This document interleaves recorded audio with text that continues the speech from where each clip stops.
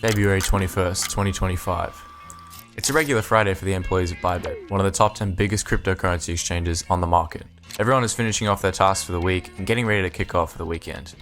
Sometime in the early afternoon, Bybit's top executives receive a request to sign a transaction that would send 30,000 Ethereum tokens from their Ethereum cold wallet to their exchange hot wallet. If you're unfamiliar with how hot and cold wallets work, a hot wallet in simple terms is usually your main or active wallet that you use for everything.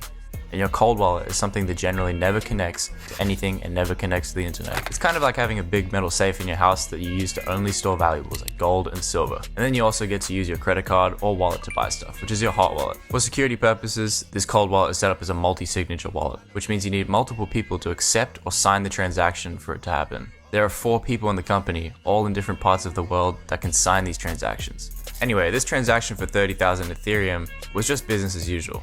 Bybit will do transfers like this every 1 to 4 weeks to ensure users can withdraw money for their tokens stored on the exchange from the hot wallet. Throughout the day, the 4 people who are able to sign these transactions slowly begin to sign one by one. By the end of the day, 3 out of the 4 signers had already signed the transaction, and all that was left was for the last signer, Zhou, the CEO of Bybit, to sign. Ben had been busy with meetings, unable to sign it until 9 PM in Singapore.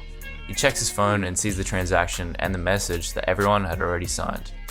He opens up his work laptop and gets ready to sign the transaction. It looks normal. The wallet address is correct, the amount being transferred is normal, nothing is out of the ordinary. He promptly signs the transaction, closes his laptop, and gets ready to head to sleep for the night. What he didn't know is that this transaction was far from normal. A North Korean hacking group dubbed the Lazarus Group, responsible for several previous large hacks, had found a way to change the user interface of his signing website so that it would show the correct information on the transaction, even though the transaction itself was completely different. Only 15 minutes later, he receives a call from his CFO. As he picks up the call, his CFO is on the line with the company's entire security team. The CFO's voice shakes as he tells Ben that they have a problem, a big one. Ben asks if they have lost the 30,000 Ethereum they just signed for 15 minutes ago. But the CFO tells him no, they lost the entire wallet. Over 600,000 Ethereum, or in US dollars, they lost over $1.4 billion. Ben's heart drops. He feels sick to his stomach. Thoughts about his company burning to the ground flash in his mind. Is it over? Luckily, the company can cover the loss, but this doesn't mean they're out of trouble just yet. Ben knows that with a hack this big, and everything being public on the blockchain, people are going to know that Bybit got hacked within minutes. And if everybody knows they were hacked, a bank run is coming. The biggest crisis the company has ever faced since starting in 2018. He needs to act now if they want to survive the bank run. Ben rushes to his desk and hits an emergency button which all the top Bybit executives have. It calls up every single person in the company to wake them up, getting them ready for the flood of withdrawal requests. As he grabs his keys and rushes in his car to the office, he then starts a live stream to explain to customers and viewers what the situation is. His strategy is to be as transparent as possible to try reduce the panic. Now, he could have just paused all the withdrawals, but then this creates more panic and more problems, so he takes the risky decision to leave withdrawals open.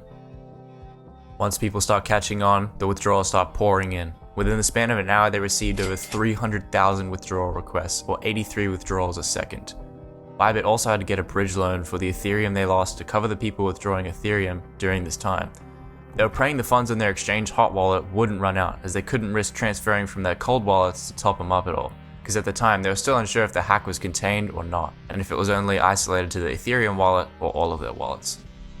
After all of this, the withdrawal requests began to slow down.